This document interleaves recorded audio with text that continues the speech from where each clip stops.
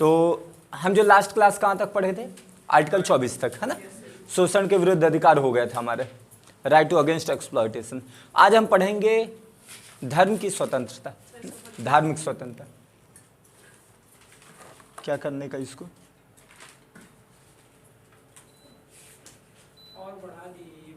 बढ़ाने को बोले थे, कम करने को बोले थे, एक और माइनस कर दो, ठीक है 25 ठीक है ना, 25 ठीक है, 25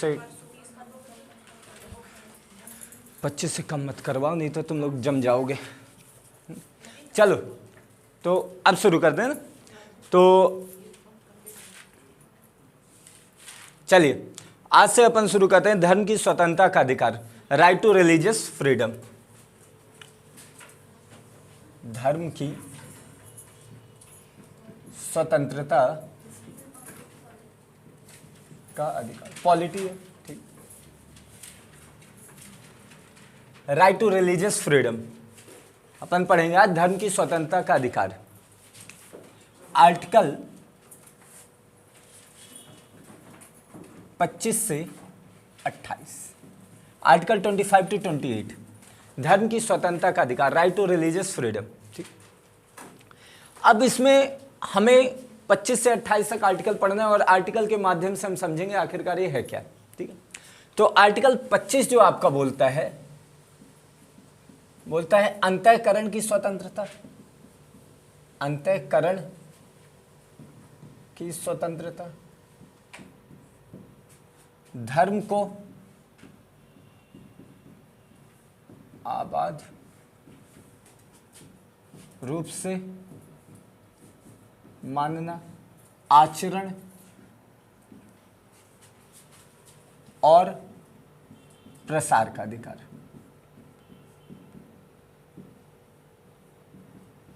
कितनी बात कर रहा है, बोल रहा है अंतःकरण की स्वतंत्रता होनी चाहिए। अंतःकरण से मतलब क्या होता है, आंतरिक स्वायत्तता, ठीक है।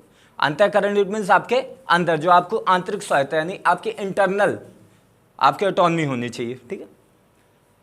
धर्म को अबाध रूप से मानना कि भाई आप अपने जो भी धार्मिक मान्यताएं उसको पूरी तरीके से सार्वजनिक कर सके बिना किसी डर के, ठीक है। आचरण, जो भी आपने आपकी जो धार्मिक मान्यताएं जो धार्मिक कल्चर है उसके अनुसार आप आचरण कर सको। और प्रसार का अधिकार, और जो भी अपने आपकी जो धार्मिक भावनाएं हैं जो धार्मिक मान्यताएं आप उसका प्रसार कर सको।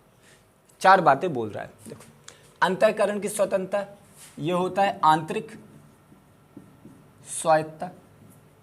आंतरिक स्वायत्तता से मतलब है कि आप भगवान को अपने अनुसार या कि उनके रूपों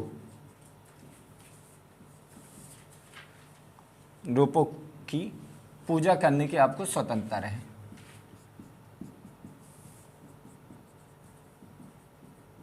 स्वतंत्र है, ठीक है। यानी आप भगवान को, जो भी आपके भगवान है, ठीक है, आप भगवान को क्या कर सको, अपने अनुसार उनके रूपों की आप क्या कर सको, पूजा कर सको। मतलब कोई व्यक्ति क्या करता है, सगुण की पूजा करता है, कोई व्यक्ति निर्गुण की कोई पूजा करता है, और कोई क्या होता है, नास्तिक होता है, ठीक।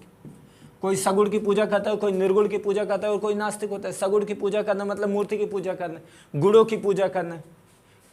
निर्गुण की पूजा करना मतलब ये बोलते हैं कि भगवान जो है वो प्रकृति से अलग है, और गुण किस में होते हैं, प्रकृति में होते हैं। और जब भगवान प्रकृति के अंदर ही नहीं तो मतलब भगवान के अंदर कोई गुण ही नहीं है। गुण आप किसकी बात करोगे, जो प्रकृति के अंदर है, और जो प्रकृति के अंदर ही नहीं उसके अंदर कोई गुण नहीं, और गुण नहीं तो आप उसको निर्गुण बोले, मतलब जिसका कोई आकार नहीं, जिसके बारे में आप कल्पना नहीं कर सकते। और नास्तिक मतलब आपको कोई इसलिए भी बाधित नहीं कर सकता कि आप किसी भगवान की पूजा नहीं करो, आप नास्तिक को बोले ठीक है मैं नहीं मानता। तो अंतःकरण की स्वतंत्रता मतलब अपने अनुसार आप अपने भगवान को रूप दे करके उसकी पूजा कर सकते हो, ठीक। सेकंड बोल रहा है धर्म को अबाध रूप से मानना, मतलब आप अपनी धार्मिक भावनाओं को सार्वजनिक कर सको बिना किसी भय के। क्या बोला जा रहा है? आप अपनी धार्मिक भावनाओं को सार्वजनिक कर सको बिना किसी भय के। ऐसा नहीं कि मैं बोलूं कि अगर मैं इनकी पूजा करता हूं तो कल मेरे को समाज मेरे पीछे पड़ जाए, नहीं, मुझे भय नहीं होना चाहिए। और आचरण करने के अनुसार वही धार्मिक मान्यताओं के अनुसार आप आचरण भी कर सको।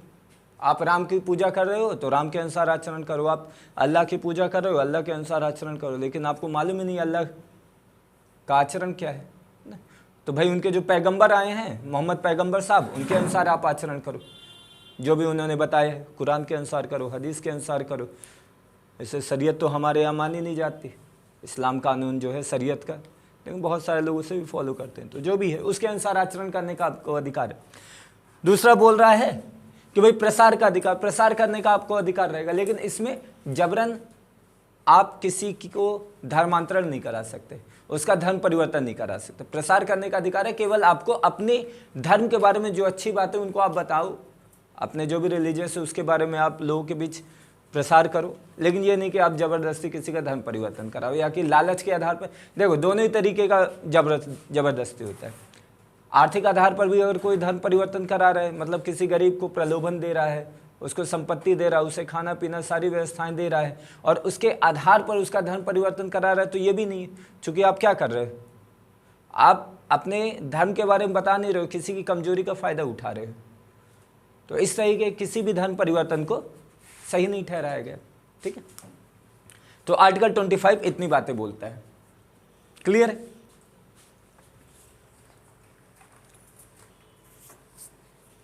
और ये याद रखिएगा आर्टिकल 25 नागरिक और गैर नागरिक दोनों को प्राप्त है। ठीक है, नागरिक को भी प्राप्त है जो आपके नागरिक है, और साथ में गैर नागरिक जो दूसरे देश के नागरिक है, विदेशी है, उन्हें भी प्राप्त है।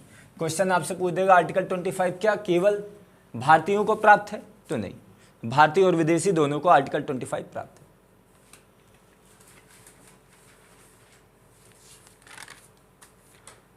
यह हो गया आपका आर्टिकल 25। अब इसके बाद अपन करते हैं आर्टिकल 26। ठीक है, आर्टिकल 26 मतलब धार्मिक कार्यों के प्रबंध की स्वतंत्रता।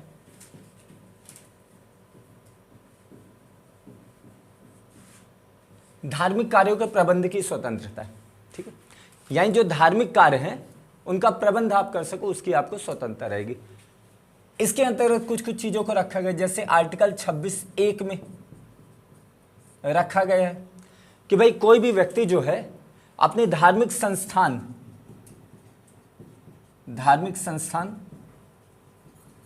स्थापित कर सकता है और उनका पोषण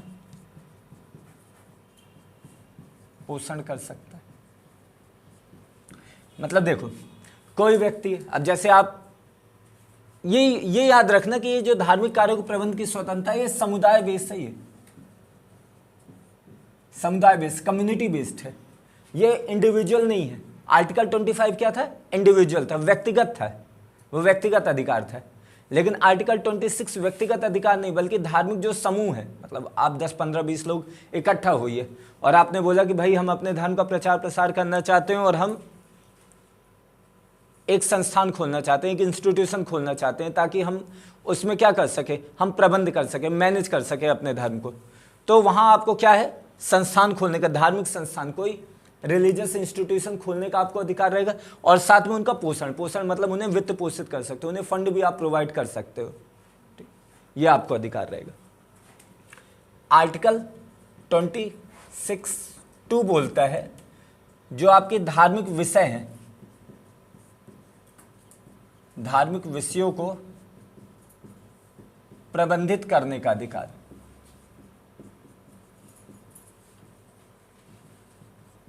जो भी आपके धार्मिक विषय हैं, धार्मिक विषय, ठीक है। अब धार्मिक विषय कैसे हो सकते हैं? जैसे हिंदुओं का राम मंदिर, मुस्लिमों का मस्जिद। अभी जैसे चल रहा है कि लाउड स्पीकर यूज करना है कि नहीं करना है, अलग अलग चीजें होती है ना, कि अपने मंदिर को किस तरीके से करना है, ठीक है। तो इस आधार पर यह बोला गया कि धार्मिक विषय, जो भी धर्म से रिलेटेड विषय है, उसको प्रबंध करने का, उसको मैनेज करने का आपको अधिकार रहेगा। ये आर्टिकल 26 के अंदर। इसके अलावा आर्टिकल 26(3) यह बोलता है कि स्थायी और अस्थायी संपत्ति के स्वामित्व का अधिकार। ठीक है, स्थायी और अस्थायी संपत्ति के स्वामित्व का अधिकार। 26(3) बोल रहा है कि जो स्थायी संपत्ति है, स्थायी संपत्ति मतलब कि जैसे कोई मंदिर है, कोई जमीन है, मंदिर को जमीन दान में मिल गई है, तो वो क्या है, स्थायी संपत्ति है। तो भाई उसको स्वामित्व का अधिकार है, यानी वो किसके अंतर्गत रहेगी, वो ट्रस्ट के अंतर्गत रहेगी। ट्रस्ट मतलब क्या है, एक संस्थान बन रही तो एक ट्रस्ट होगा ना। जैसे अभी राम मंदिर बन रही तो एक ट्रस्ट बनाए गए, तो जितना भी चंदा गया, आप लोगों के यहाँ से घर से लिए ना चंदा, तो वो सब जो चंदा लिया गया है वो क्या किया गया, वो एक ट्रस्ट के अंतर्गत रख दिया गया, और वो ट्रस्ट ही उसको क्या कर सकते, उसका पूरा का पूरा मैनेज कर सकते, उसी का उस पर स्वामित्व रहेगा।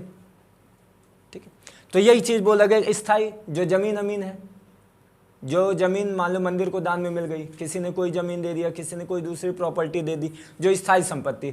और अस्थायी संपत्ति मतलब मान लो कोई सोना दे रहा है, कोई चांदी दे रहा है, कोई पैसे चढ़ा रहा है, ये सब अस्थायी संपत्ति जो जल्दी से मूव हो सकती है, तो वो सबको स्वामित्व का अधिकार रहेगा। तो आर्टिकल 27 में बोल रहा है, आर्टिकल 26(3) में बोल रहा है। और वहीं आर्टिकल 26(4) जो बोलता है, वो बोलता है विधि के अनुसार, विधि के अनुसार संपत्ति का प्रशासन करना। ठीक है, विधि के अनुसार जो भी संपत्ति है उसको कैसे करना, विधि के अनुसार प्रशासन करना उसका, कि भाई कानून के अनुसार उस संपत्ति का आप यूज कर सकते हो, ऐसे नहीं कि आप अपने मन से जो भी चाहो उस संपत्ति का यूज कर लो, नहीं। ठीक है, तो आर्टिकल 26 में इतनी बातों को बोल रहा है। क्लियर? आर्टिकल 26 1 2 3 4 आपसे पूछ देगा, कोई स्टेटमेंट दे दिया और बोलेगा ये इस किस आर्टिकल के अंतर्गत है, क्या ये आर्टिकल 26 के अंतर्गत है। ये पूछ देगा क्या जो 26 है वो व्यक्तिगत प्राप्त है कि सामुदायिक प्राप्त है। ठीक है, तो इस तरीके से चीजों को क्लियर रखिए।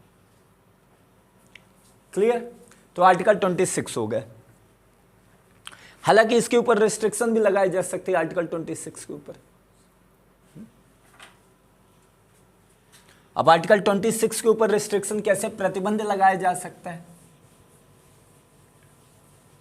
अब देखो, जैसे आपकी धार्मिक स्वतंत्रता का अधिकार तो दिया गया है, लेकिन कुछ रिस्ट्रिक्शन, कुछ प्रतिबंध लगाए जा सकते हैं। तो प्रतिबंध के कुछ पैरामीटर हैं, जैसे बोला गया सार्वजनिक व्यवस्था,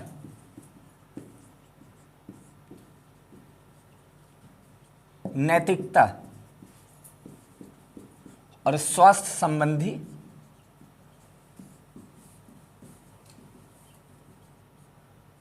मुद्दे, इनके आधार पर क्या किया जा सकता है, प्रतिबंध लगाया जा सकता है। पहला बोला है सार्वजनिक व्यवस्था। सार्वजनिक व्यवस्था मतलब पब्लिक सिस्टम। ठीक है, पब्लिक के हित में होना चाहिए। अगर आप कोई ऐसा संस्थान बना रहे हो जो पब्लिक के हित में नहीं, और आप बोल रहे हो कि नहीं ये धार्मिक स्वतंत्रता है हमारी, तो वो नहीं, उसके आधार पर आपकी रिस्ट्रिक्शन लगाया जा सकता है। नैतिकता, मोरालिटी के आधार पर, और स्वास्थ्य संबंधी मुद्दे। अगर किसी का स्वास्थ्य संबंधी, आप देखो जैसे बहुत सारे अभी बनाए जा रहे हैं ना, गोरख धंधा वाले चलते हैं, जिसमें क्या झाड़ फूक के नाम पर क्या करते हैं, प्रताड़ित किया जाता है। बहुत जगह ऐसी धार्मिक मान्यताएं, मंदिर में प्रवेश करो, बाहर एक अग्निकुंड रख दिया गया, उससे निकल के जाओ, अंगार से होकर के जाओ। ये कभी मैं देख रहा था क्लिप, उसमें मंदिर से निकलो और उसके बाद वो अंगारे रखे रहते हैं, उससे पैर से पार करके जाओ। अब ये कौन सा धर्म है, और ये कौन से भगवान है, और ये कैसी मान्यता है। भरौला में हो रहा था।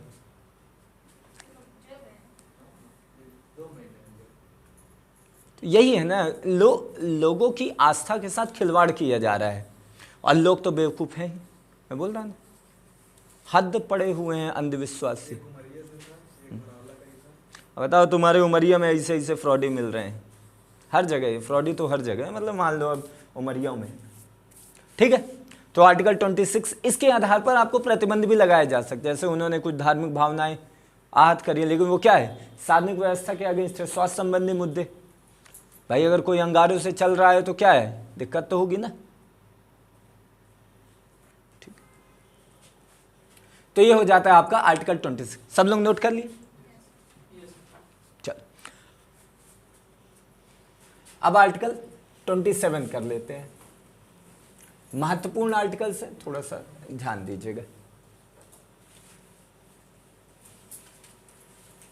देखिए आर्टिकल 27 क्या बोल रहा है, कोई व्यक्ति अपने धर्म का क्या कर सकता है, प्रचार प्रसार कर सकता है। प्रचार प्रसार करने की आपको स्वतंत्रता है। तो व्यक्ति को अपने धर्म के प्रचार के लिए किसी भी प्रकार का कर देने की आवश्यकता नहीं है। ठीक है, अगर किसी व्यक्ति को अपने धर्म का प्रचार प्रसार करना है तो उसे सरकार को किसी प्रकार का टैक्स देने की आवश्यकता नहीं है कि भाई तुम अपने धर्म का प्रचार कर रहे हो तो चलो हमें कुछ टैक्स दो, है ना। और सेकंड बोला जा रहा है कि राज्य कर का प्रयोग, कर मतलब टैक्स का प्रयोग किसी धार्मिक संस्थाओं के वित्त पोषण के लिए नहीं करेगा।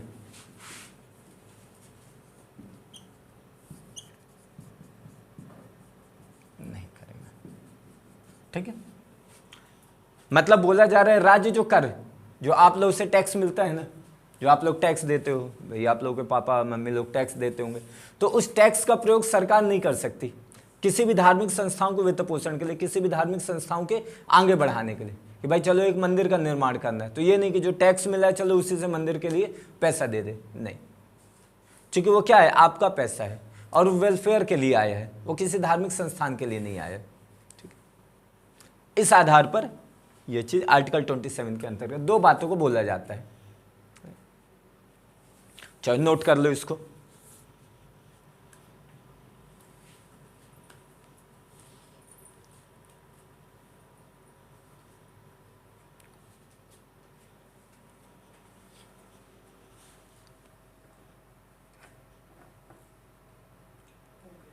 ठीक है, अब आर्टिकल 28 कर लेते हैं।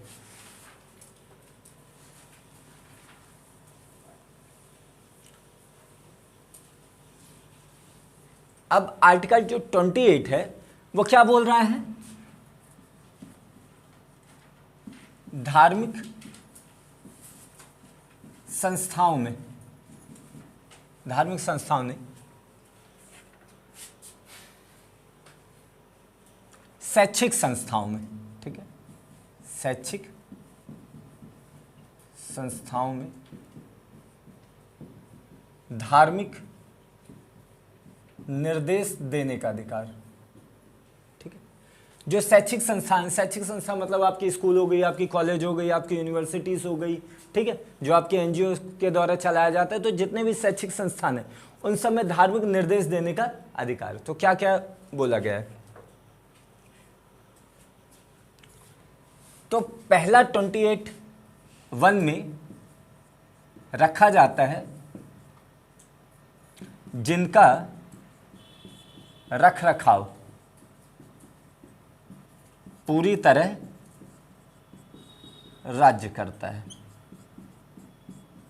मतलब क्या बोल रहा है, ऐसे कोई संस्थान, ऐसी कोई स्कूल कॉलेज यूनिवर्सिटी जिनका रख रखाव क्या कर रहा है, पूरी तरीके से स्टेट कर रहा है, राज्य कर रहा है, मतलब वो गवर्नमेंट है।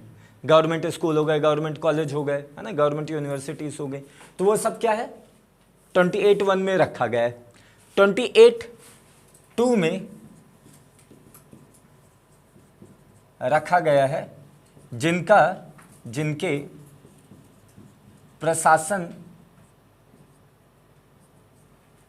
का अधिकार राज्य के पास है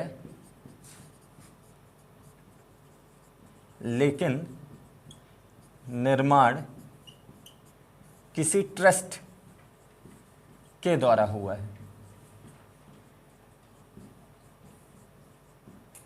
ठीक है, ये बोला है जय जिनके प्रशासन का अधिकार, मतलब प्रशासन कौन कर रही है वहां पे, स्टेट, राज्य कर रही है, वो गवर्नमेंट के अंडर में, लेकिन निर्माण कैसे हो, किसी ट्रस्ट के माध्यम से, कोई भी ट्रस्ट हो सकती है उसके माध्यम से हुआ है। अब वहीं 28(3), अभी इसके आगे मैं बताता हूं, पहले इसको करते जाइए। 28(3) आर्टिकल, राज्य द्वारा मान्यता प्राप्त कोई संस्थान है जो राज्य द्वारा क्या है, केवल मान्यता प्राप्त है। जैसे बहुत सारी स्कूलें होती हैं ना जो राज्य द्वारा मान्यता प्राप्त की हुई होती हैं। और 28(4) बोलता है, आर्टिकल 28(4) बोलता है राज्य द्वारा मान्यता प्राप्त और आर्थिक सहायता।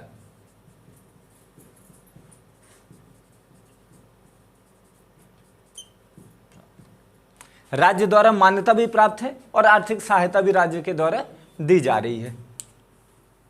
ठीक, ये बोला जा रहा है। तो 28(1), 28(2), 28(3), 28(4 चार प्रकार के संस्थानों के बारे में बताया गया। पहली संस्थान में बताया गया जिनका रखरखाव पूरी तरह कौन कर रहा है, राज्य कर रहा है। अगर पूरी तरह रखरखाव कर रहा है, पूरी तरीके से गवर्नमेंट है, तो वहां किसी प्रकार के धार्मिक निर्देश देने की स्वतंत्रता नहीं है।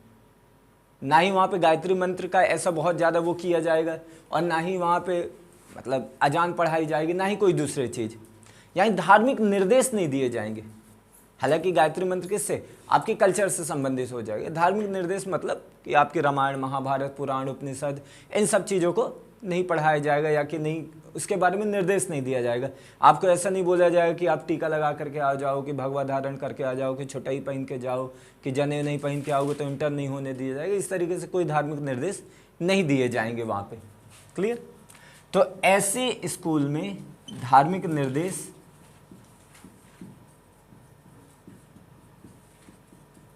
नहीं दिए जाएंगे। ठीक। और 28(2) ऐसे स्कूल जिसका रखरखाव तो कौन कर रहा है, राज्य कर रहा है, लेकिन भाई किसी ट्रस्ट के द्वारा, तो वहां पे धार्मिक निर्देश दिए जा सकते हैं। ठीक, यहां पर धार्मिक निर्देश दिए जा सकते हैं।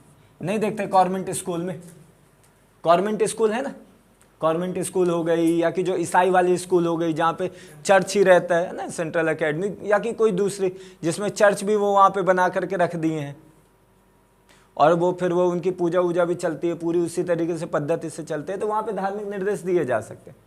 क्लियर? और ये 28(3), 28(4) में बोला गया है कि भाई स्वैच्छिक आधार पे,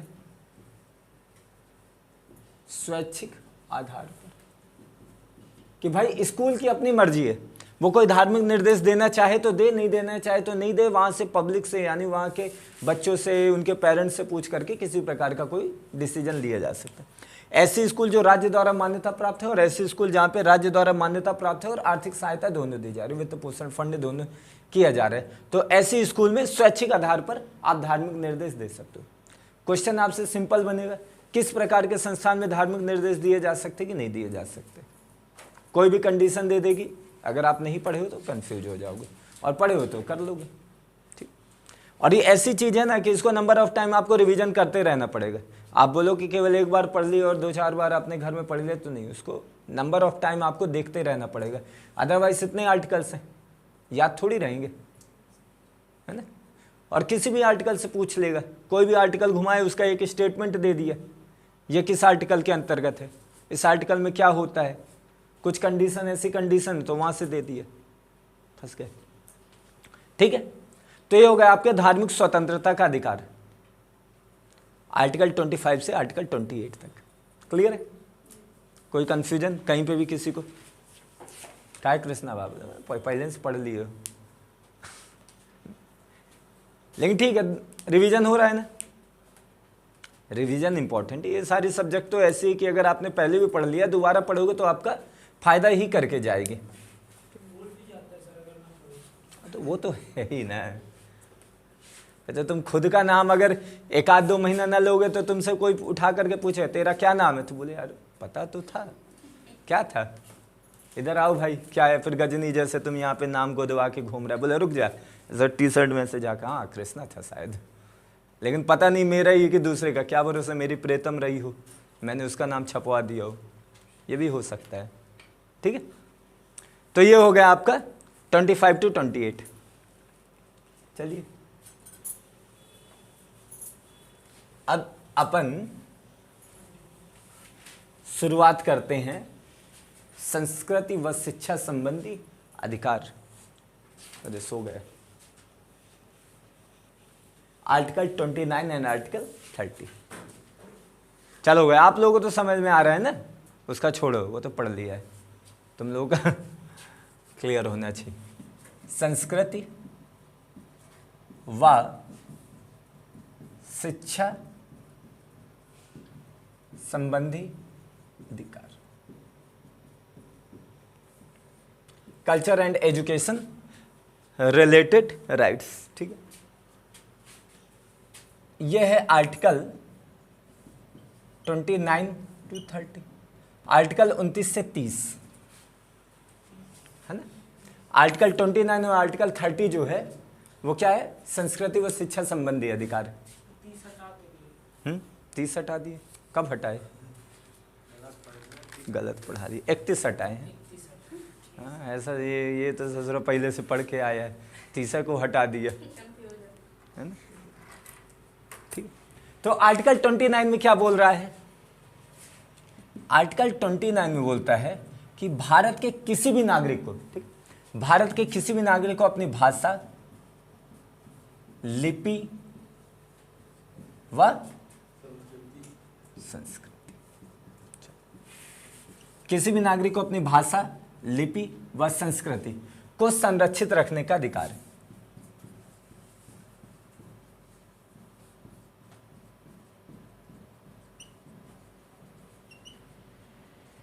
भाई साहब, किसी भी नागरिक को अपनी भाषा, जैसे आपकी जो भी भाषा होगी, आपकी हिंदी भाषा है, आपकी कोई क्षेत्रीय भाषा है, आपकी बघेलखंडी, बुंदेलखंडी है, जो भी लैंग्वेज है, आपके पास ये अधिकार है कि आप अपनी लैंग्वेज को क्या कर सको, संरक्षित रख सको, कि आपकी भाषा क्या हो, लुप्त ना हो जाए।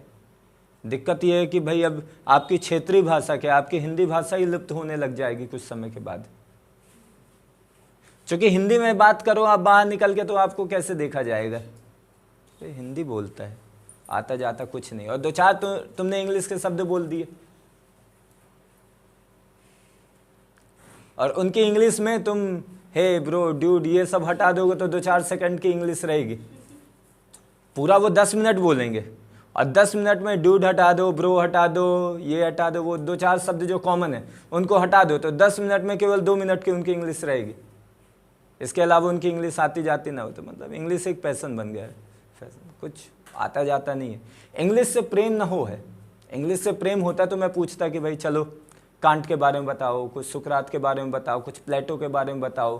भाई अगर आप इंग्लिश को जानना चाहते हो तो इंग्लिश, भाई देखो हिंदी को कोई जानता है तो किसको पढ़ता है भाई, अलग अलग जो आपके कवि उनको पढ़ता है, माखनलाल चतुर्वेदी को कोई पढ़ेगा, सुभद्रा कुमारी चौहान को कोई पढ़ेगा, ऐसे अलग अलग लोग पढ़ते हैं, तब वो हिंदी में क्या होते हैं, पारंगत होते। वैसे अगर इंग्लिश में आपको पारंगत होना पड़ेगा तो आपको पढ़ना पड़ेगा ना, प्लेटो को पढ़ना पड़ेगा, अरिस्टोटल को पढ़ना पड़ेगा, कांट को पढ़ोगे, सुकरात को पढ़ोगे। लेकिन अगर आप नहीं पढ़े तो मतलब इंग्लिश भाषा से आपको कोई प्रेम नहीं है, वो बस आप थोड़ा दिखावा के लिए 2-4 शब्द सीख लिए, तो ये हो रहा है अभी। तो अपनी भाषा को सहेज के रखो। इसीलिए क्या किया जा रहा है गवर्नमेंट की तरफ से, और गवर्नमेंट की कितनी कमेटी की तरफ से क्या रिकमेंडेशन दी है कि प्राइमरी एजुकेशन हमेशा अपनी मदर टंग में देना चाहिए। लेकिन अभी माता पिता को देखो, सालों को अलग चस्का चढ़ा है, वो गाय नहीं पढ़ाएंगे, काऊ पढ़ाएंगे, है ना। तो वही है कि इसीलिए इनके बच्चे यहाँ पे हैं और कुछ नहीं है। और आने वाला समय होगा, इस देश के सबसे लद्दड़ बच्चे अभी के ही बच्चे होने वाले हैं। करीब 10-15 साल बाद ये बच्चों से कुछ नहीं आने वाला है, और अभी आता भी नहीं। और अपनी लिपि, आपकी जो लिपि है देवनागरी लिपि है, है ना। हिंदी कहाँ से निकली? देवनागरी लिपि से। तो लिपि को संरक्षित रखने का अधिकार है। आपकी संस्कृति, आपका जो कल्चर है, सहेज कर रखो अपने कल्चर को। अगर कल्चर सही है तो। अब ऐसा कल्चर ना सहेज के रखना कि भाई साहब वो सती प्रथा को क्यों खत्म करे, वो तो हिंदू प्रथा थी, संस्कृति थी हमारी, फिर से जलाओ, पकड़ो उठा उठा के डालो आगी में। ऐसी संस्कृति नहीं करना है, ठीक है। बोले बाल विवाह है ना, वो है 15 साल, तो बाल विवाह ये सब क्या थी? आपकी संस्कृति थी ना। बहु विवाह, तुम बोलो अरे एक शादी तो हो नहीं रही, 4-5 कहाँ होगी? बहु विवाह तो अब वैसे भी पॉसिबल ही नहीं है। अरे हाँ मान लो हल्का टेंजेंट में घूम रहा है, ठीक है। तो इसके अलावा 29 में ही एक और बात को बोला गया है कि राज्य शिक्षण संस्थान में धर्म, जाति, लिंग के आधार पर प्रवेश से वंचित नहीं करेगा।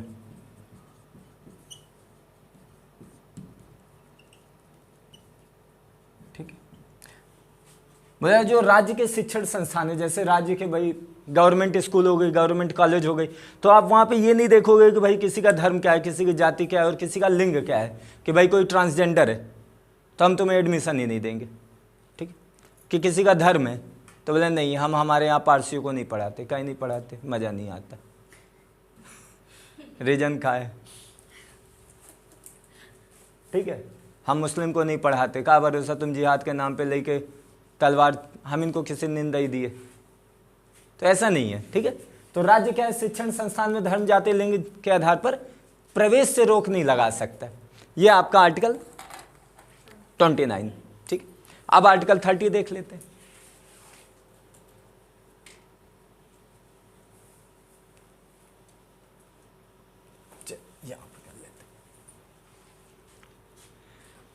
आर्टिकल 30 जो आपका बोलता है, क्या बोलता है कि भाई कोई भी नागरिक है, ठीक है, मान लो स्पेशली अल्पसंख्यक, ठीक है। हालांकि संविधान में कहीं भी अल्पसंख्यक शब्द का प्रयोग नहीं किया गया। क्वेश्चन अगर आपसे आ जाएगा संविधान में अल्पसंख्यक शब्द का प्रयोग किया गया कि नहीं किया गया, बोले नहीं, कहीं पर भी माइनॉरिटी शब्द का प्रयोग नहीं किया गया है।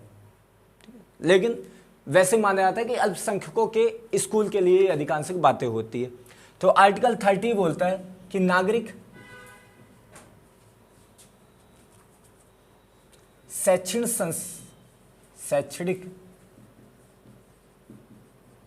संस्थानों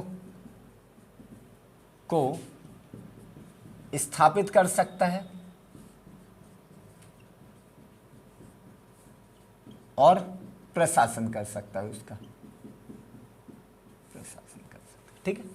तो नागरिक को क्या बोला गया, शैक्षणिक संस्थानों में वो क्या कर सकता है, कोई भी, जैसे तुम्हारा मन कर रहा है कोई स्कूल खोलने का, खोल लो तुम, और उसका तुम प्रशासन भी कर सकते हो। ठीक है। तो ये बोला गया है कि राज्य अपने शैक्षणिक संस्थानों को खोल भी सकता है और उसका प्रशासन भी कर सकता है।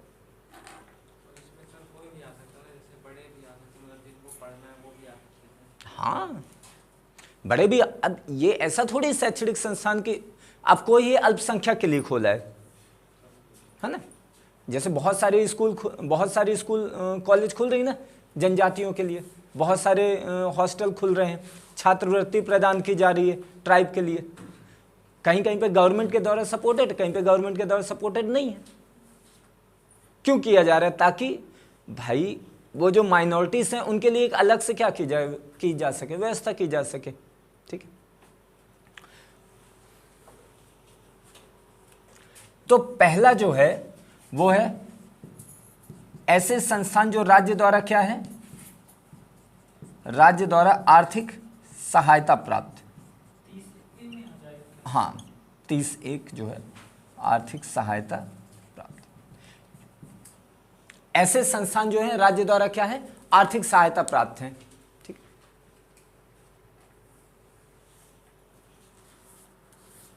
राज्य द्वारा आर्थिक सहायता। सेकंड जो है उसके आधार पर राज्य द्वारा मान्यता प्राप्त लेकिन आर्थिक सहायता नहीं।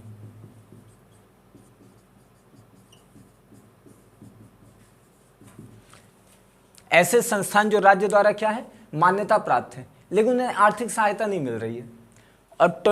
और 33 में आ जाएगा, 33 यही 30 का 3, यहां पे राज्य द्वारा ना तो मान्यता प्राप्त और ना ही आर्थिक सहायता।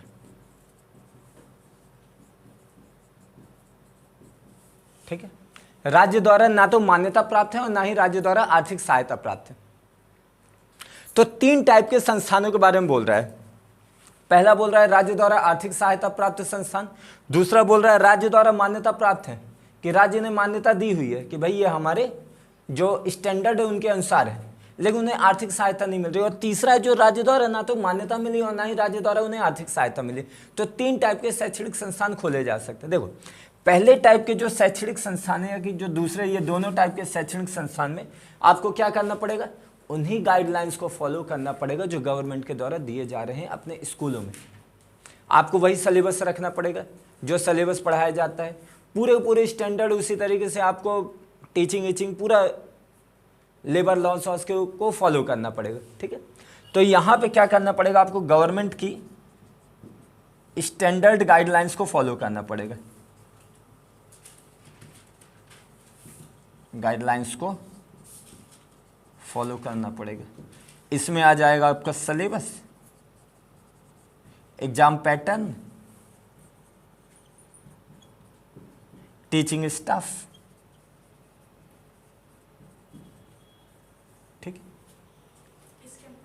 ये दोनों के अंतर्गत है कि इन 2 प्रकार के संस्थानों में, ठीक है, पहली जो है राज्य द्वारा आर्थिक सहायता प्राप्त है और दूसरी जो राज्य द्वारा मान्यता प्राप्त है लेकिन आर्थिक सहायता नहीं। ये दोनों प्रकार के संस्थानों में क्या है, गवर्नमेंट के जो स्टैंडर्ड हैं उन्हें फॉलो करना पड़ेगा। क्लियर है, उनके गाइडलाइंस को फॉलो करना पड़ेगा कि भाई कितना, जैसे होता है टीचर स्टूडेंट ये रेशियो होना चाहिए, ये गाइडलाइंस अलग अलग देती है कि भैया इतने टीचर में, इतने स्टूडेंट में इतने टीचर की मात्रा होनी चाहिए। हालांकि ये चीज़ कहीं पे नहीं फॉलो की जा रही है। और थर्ड बोला जा रहा है कि जो राज्य द्वारा ना तो मान्यता प्राप्त है और ना ही राज्य द्वारा है, तो इनको ये सब गाइडलाइंस को फॉलो नहीं करना पड़ेगा, लेकिन इनको जो सामान्य कानूनों को मानना पड़ेगा। सामान्य कानून कौन से, जैसे लेबर लॉस को आपको मानना पड़ेगा। आपको स्कूल के अगल बगल आपका ठेका नहीं खुलना चाहिए, ठेका जा करके लड़के बैठे हैं पौवा लिए, है ना, तो ये सब नहीं होना चाहिए। और हेल्थ पैरामीटर का ध्यान रखना पड़ेगा। तो इस तरीके के आपको पैमाने रखने पड़ेंगे। ये सब चीज़ नहीं रहेगी, आप वहाँ पे अपना सिलेबस यूज कर सकते हो, चूंकि ना ही राज्य के द्वारा मान्यता प्राप्त है और ना ही राज्य के द्वारा आर्थिक सहायता है, तो भाई वो अपना सिलेबस कर सकते हैं, वो अपने हिसाब से एग्जाम पैटर्न सेट कर सकते हैं। ठीक है, लेबर लॉ मतलब क्या होता है, लेबर मीन्स क्या होता है, मजदूरी कानून, मजदूर नहीं, कुछ श्रमिक कानून, श्रम कानून है ना, मजदूर नहीं बोलते, श्रमिक कानून हो गया। जैसे ठेका एक उसके आसपास के स्थान पर नहीं होना चाहिए, हेल्थ कंडीशन को आपको इम्प्रूव रखना है, तो ये सारी चीज़ों को क्या करना पड़ेगा, रखना पड़ेगा। क्लियर, तो आर्टिकल 30 में इतनी बातों के बारे में बताया गया है। ठीक है, तो ये क्वेश्चन इंपॉर्टेंट हो जाता है, और स्पेशली आर्टिकल 29 और आर्टिकल 30, क्योंकि लड़के इसको बहुत ज़्यादा पढ़ते नहीं हैं और ये आ जाता है, क्योंकि पहले उनका पढ़ते पढ़ते लास्ट तक आते आते उनकी टाइम फिक्स हो जाती है। ठीक है, शुरू में तो बड़ा इंटरेस्ट दिखाए, 20-21 तक, 19 तक बिल्कुल रटे बैठे हैं, चलो 24-25 तक पहुँचे, 25 के बाद उनका गोल होने लग गए, 27-28 नहीं पता चल रहा है, 30 को तो ख़त्म ही करे दे रहे हैं, है ना, हाँ कि 30 तो हटा हुआ है। तो समझ रहे हो, जैसे जैसे आगे बढ़ोगे तो वैसे वैसे ख़त्म होता जाएगा, और यहीं पीछे से पूछ लेगा, क्योंकि उसको मालूम है तुम यहीं पे ख़त्म हो और यहीं पे फंसोगे और यहीं से क्वेश्चन उठाएगा। पहले तुमने बहुत ज़्यादा एक्टिविज्म दिखाया और उसके बाद खत्म। ठीक है, तो ये हो जाता है आपके आर्टिकल 30। जितने मेन इंपॉर्टेंट आर्टिकल रहते हैं वो यही रहते हैं। फिर इसके बाद तो 31 को तो समाप्त कर दिए, आपको मालूम है, संपत्ति का अधिकार अब नहीं है। 44वां संविधान संशोधन 1976 के द्वारा क्या कर दिए गए, इसे समाप्त कर दिए और इसे अब एक सामान्य कानून आर्टिकल 300 का के तहत, भाग 12 आर्टिकल 300 का के तहत इसको रखा गया है। ठीक है, तो संपत्ति का अधिकार तो अब छोड़ ही दो, संपत्ति का अधिकार को अपन पहले लिखाए भी थे। ठीक है, अगर तुम देखोगे तो उसमें लिखा था 44वां संविधान संशोधन के तहत आर्टिकल 300 का के तहत, आर्टिकल 300 का में एक सामान्य कानूनी अधिकार बन गया अभी ये। ठीक है, और भाग 12 में है। ठीक है, अब रिट नहीं, अब आर्टिकल 32। बिल्कुल जी हाँ, होना भी जीवित। बोले सर तो बड़ा धोखा देते हैं, बोलते हैं कि ज़्यादा नहीं पढ़ाऊंगा, और ज़्यादा तो नहीं पढ़ा रहा हूं ना मैं, तुम लोगों के लेवल का है ना, ये वाला पढ़ा ही दे। 300 का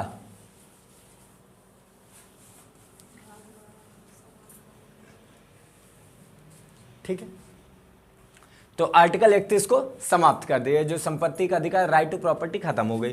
तो अब हम करेंगे संवैधानिक उपचारों का अधिकार, जो आपका सबसे महत्वपूर्ण आर्टिकल है। बोला सारे आर्टिकल महत्वपूर्ण, किसकी आत्मा? अच्छा, बोले आत्मा भी ढूंढ रहा है। आर्टिकल 32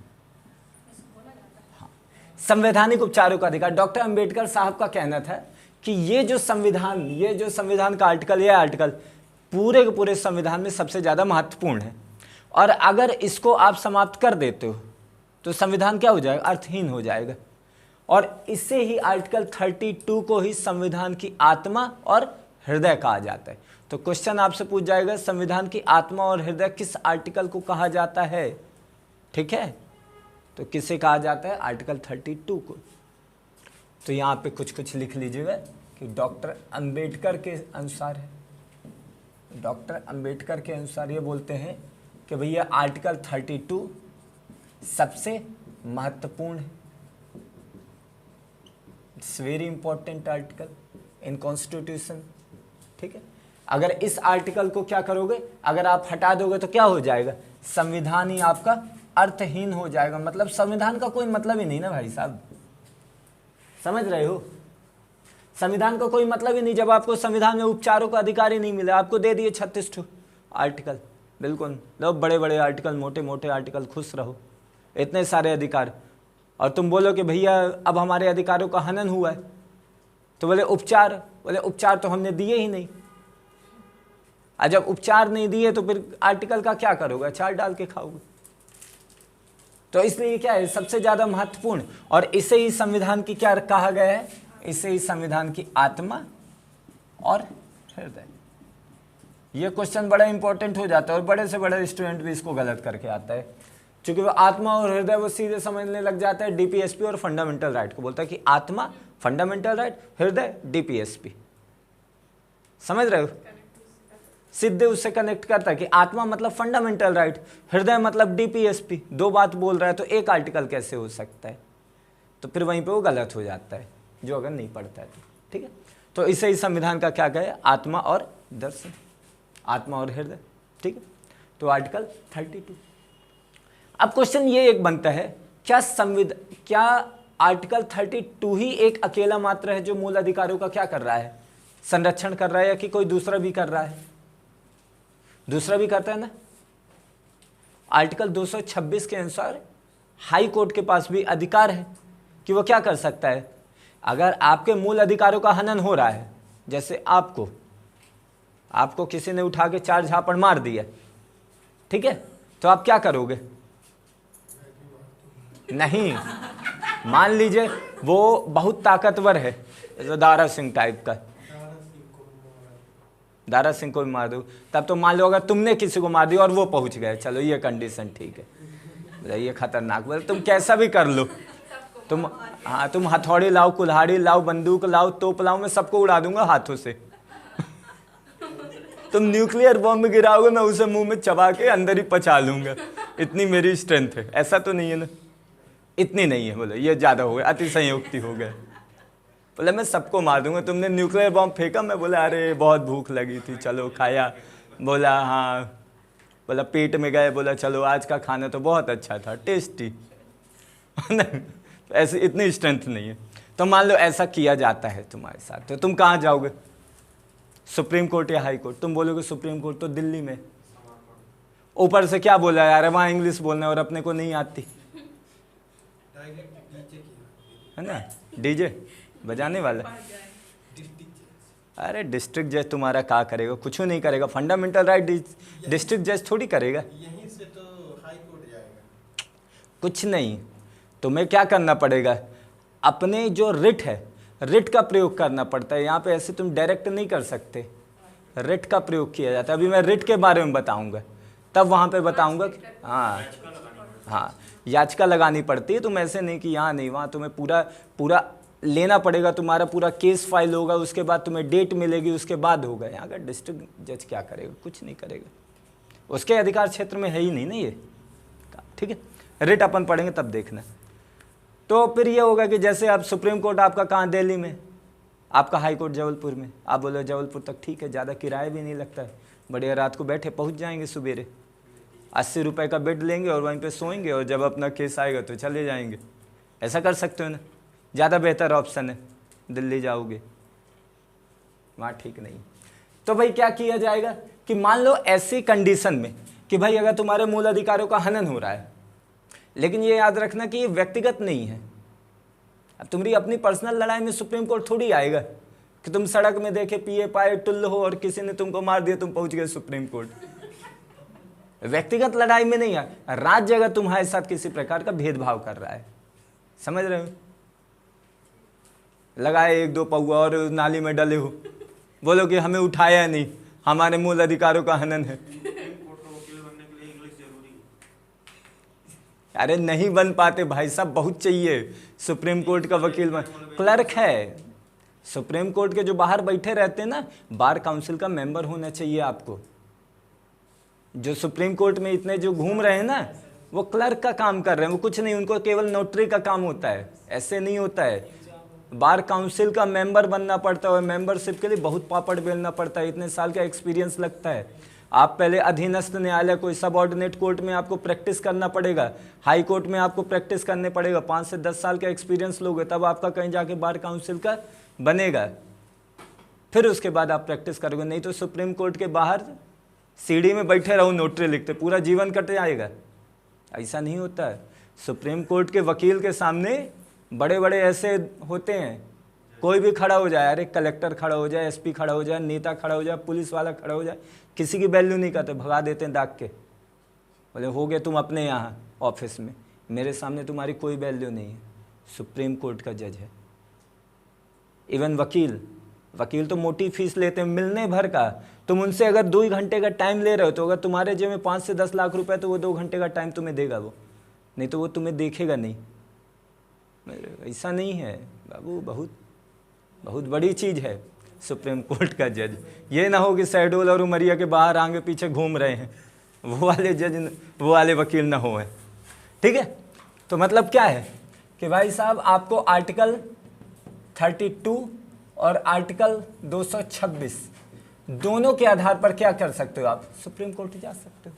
ठीक है, यानी आप आर्टिकल 32 के तहत आप सुप्रीम कोर्ट जा सकते हो अगर स्टेट ने आपके फंडामेंटल राइट को वायलेट किया, अगर उल्लंघन किया उस आधार पर, और अगर आर्टिकल 226 के तहत हाई कोर्ट जा सकते हो अगर राज्य आपके मूल अधिकारों का उल्लंघन कर रहा है, कि अगर राज्य आपके फंडामेंटल राइट का उल्लंघन कर रहा है। और कहीं कहीं पे व्यक्तिगत चीजों को भी रखा गया है, जैसे अस्पृश्यता अनटचबिलिटी में व्यक्तियों को भी रखा गया है। ठीक है, तो वहां पे व्यक्ति भी उसमें इंक्लूड हो जाएंगे। तो किस उसमें रखा जा सकता है, यानी जैसे सुप्रीम कोर्ट है, रिट जारी करती है। बंदी प्रत्यक्षीकरण, परमादेश, प्रतिषेध, उत्प्रेषण और अधिकार परीक्षा। ठीक है, ये पांचों क्या होती हैं? रिट होती हैं, जो जारी की जाती हैं सुप्रीम कोर्ट और हाई कोर्ट के द्वारा। पहला आपका बंदी प्रत्यक्षीकरण, परमादेश, प्रतिषेध, उत्प्रेषण, अधिकार परीक्षा। ये 5 रिटें जारी की जाती हैं सुप्रीम कोर्ट के द्वारा और हाई कोर्ट के द्वारा। ठीक है, और इनके माध्यम से क्या होता है कि कोई भी क्या कर सकता है? जा सकता है।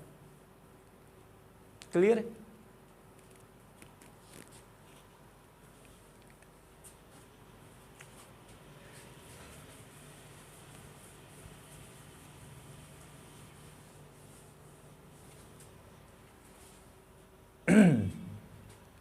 तो क्या आखिरकार डिफरेंस है सुप्रीम कोर्ट और हाई कोर्ट के दोनों के अधिकार क्षेत्र में? कि भाई दोनों अधिकार परीक्षा, इसको मैं अभी एक्सप्लेन करूँगा, इंग्लिश में भी करूँगा और हिंदी में भी करूँगा, तो क्लियर हो जाए। बंदी प्रत्यक्षीकरण, परमादेश, प्रतिषेध, उत्प्रेषण, अधिकार परीक्षा, ये 5 प्रकार के रिट जारी की जाती है सुप्रीम कोर्ट के द्वारा आर्टिकल 32 के अंतर्गत और हाई कोर्ट के द्वारा आर्टिकल 226 के अंतर्गत। ठीक है, दोनों ही रिट ये जारी कर सकता है। और इवन एक और ये पॉइंट लिख लीजिए कि संसद, जो पार्लियामेंट है, किसी अन्य न्यायालय को भी, किसी अन्य न्यायालय को भी रिट जारी करने का अधिकार दे सकते हैं।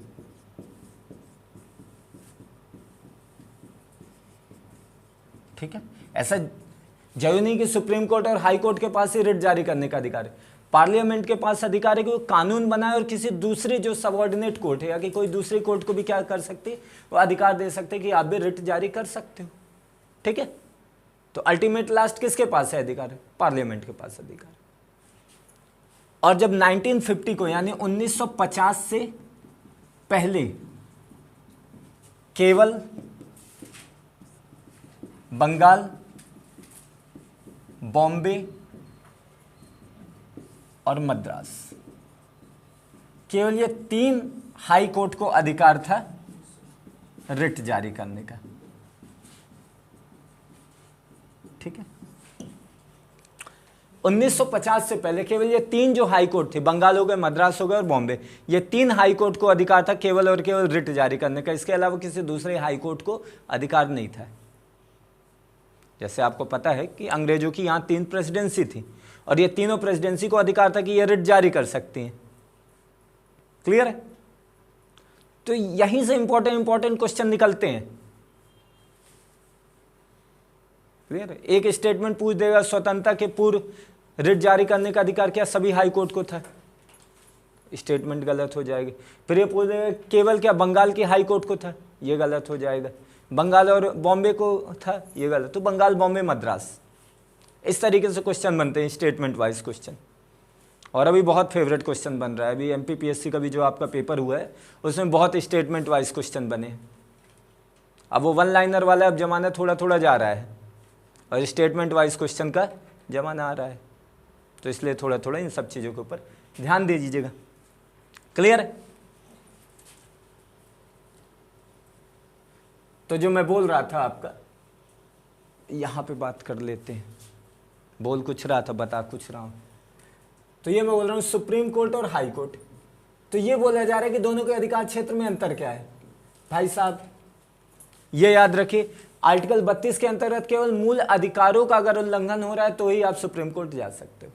ठीक है, तो क्या बोल रहा है कि आर्टिकल 32 के अंतर्गत केवल फंडामेंटल राइट के उल्लंघन पर आप कहां जा सकते हो? सुप्रीम कोर्ट जा सकते हो। आर्टिकल 32 क्या बोलता है? केवल फंडामेंटल राइट, केवल, ये याद रखिए, केवल शब्द हमेशा महत्वपूर्ण रहता है। केवल आपके मूल अधिकारों का हनन होगा तभी आप कहां जा सकते हो? सुप्रीम कोर्ट जा सकते हो कि भैया मेरे मूल अधिकारों का हनन हुआ है।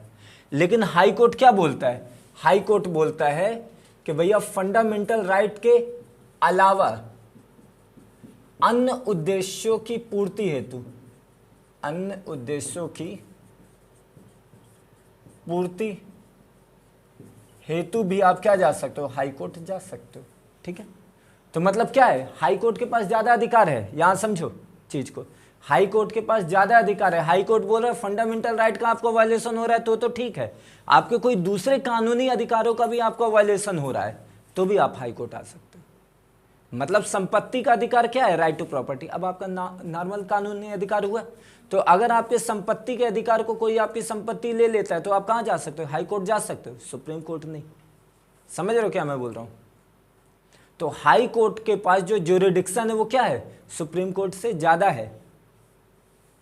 सुप्रीम कोर्ट केवल क्या, अगर आर्टिकल 32 के अंदर केवल फंडामेंटल राइट का उल्लंघन हुआ तभी आप जाओगे, लेकिन आर्टिकल 226 के उसमें फंडामेंटल राइट के अलावा अन्य उद्देश्यों की पूर्ति, अन्य उद्देश्य मतलब कोई दूसरे सामान्य कानूनी अधिकार उनका भी उल्लंघन हो रहा है तो भी आप कहां जा सकते हो, हाई कोर्ट जा सकते हो। क्लियर है।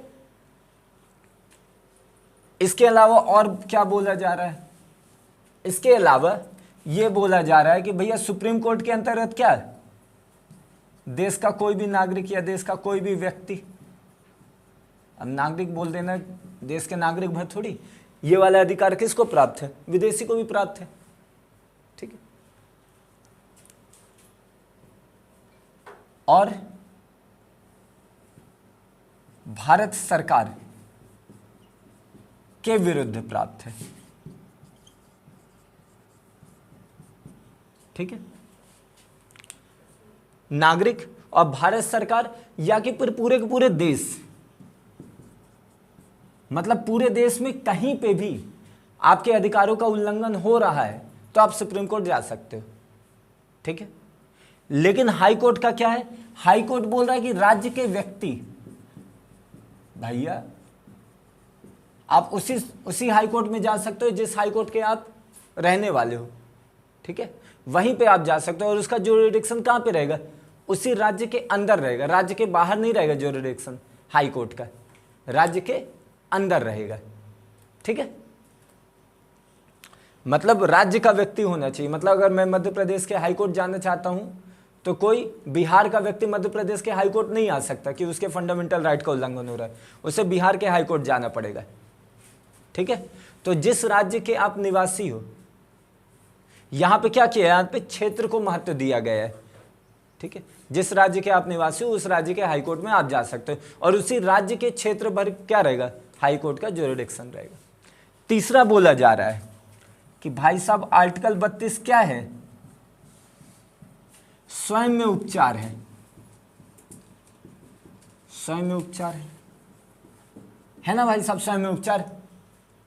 भाई मूल अधिकारों का उल्लंघन अगर हो रहा है तो मूल अधिकार के अंतर्गत ही आर्टिकल 32 फंडामेंटल राइट में, यानी मूल अधिकारों का स्वयं का उपचार कर रहा है वो। तो ऐसे उसमें जो सुप्रीम कोर्ट है वो अपने रिटी क्षेत्राधिकार से इनकार नहीं कर सकती, रिटी क्षेत्राधिकार से इनकार नहीं कर सकती। ये नहीं बोल सकती कि हमारा मन नहीं है, हम आपको नहीं देंगे आपका फंडामेंटल राइट। ठीक है, तो क्या है, सुप्रीम कोर्ट रिटी क्षेत्राधिकार से इनकार नहीं कर सकती। जो रिटी क्षेत्राधिकार उसके पास है, परमादेश, अधिकार परीक्षा, ठीक है, उत्प्रेषण, प्रतिषेध, ये सारे जो उसके पास हैं उसको वो इनकार नहीं कर सकते। लेकिन हाई कोर्ट के पास क्या है, हाई कोर्ट को क्या कहा गया, हाई कोर्ट का है ये विवेकानुसार है, विवेकानुसार अधिकार है। इस आधार पर हाई कोर्ट क्या कर सकती है, रिटी क्षेत्राधिकार से इनकार भी कर सकती है। ठीक है, दोनों के बीच में डिफरेंस देख रहे हो, सुप्रीम कोर्ट और हाई कोर्ट के रिटी क्षेत्राधिकार से, कि भाई हाई कोर्ट विवेकानुसार, कि हाई कोर्ट के पास जो रिटी क्षेत्राधिकार क्या है, उसके विवेक के अनुसार, उसका विवेक कर रहा है, उसका मन कर रहा है तो आपके अधिकारों का वो करेगा, और नहीं है तो वो इनकार भी कर सकता है। यानी उसके ऊपर बाइंडिंग नहीं है, यानी बाध्यकारिता नहीं कि वो आपके अधिकारों, अगर आपके अधिकार का उल्लंघन हो रहा है तो वो आपको उपचार करे। लेकिन सुप्रीम कोर्ट के ऊपर क्या है, बाइंडिंग है, वो नज़रअंदाज नहीं कर सकता। लेकिन हाई कोर्ट नज़रअंदाज कर सकता है, वो बोल सकता है कि भाई हमारे पास केस बहुत ज़्यादा पेंडिंग है जिसके कारण हम ये सब चीज़ नहीं कर सकते। ठीक है, क्लियर है।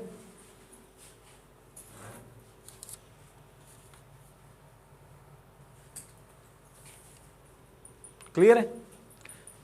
तो ये हो गया आपका फंडामेंटल राइट का आर्टिकल 32। कितना टाइम हो गया? 1 घंटे हो गए। चलो ठीक है, मैं बोला बहुत ज़्यादा नहीं पढ़ाऊंगा, इतना करते हैं। कल रेट समझा देंगे, और कुछ जो मूल अधिकार के जो अपवाद हैं, आर्टिकल 33 है, आर्टिकल 34 है, आर्टिकल 35 है, आर्टिकल 31B है और 31C है। ये कुछ मूल अधिकार के अपवाद हैं। और रेट ये अपन कल कर लेते हैं ना। तो आज के लिए इतना ही करते हैं। तो भाई जो यूट्यूब वाले जो देख रहे हो, अगर देख रहे हो तो ये आज हमने ख़त्म किया इतने टॉपिक। अब इसके बाद का जो टॉपिक है उसे अपन कल कंटिन्यू करेंगे।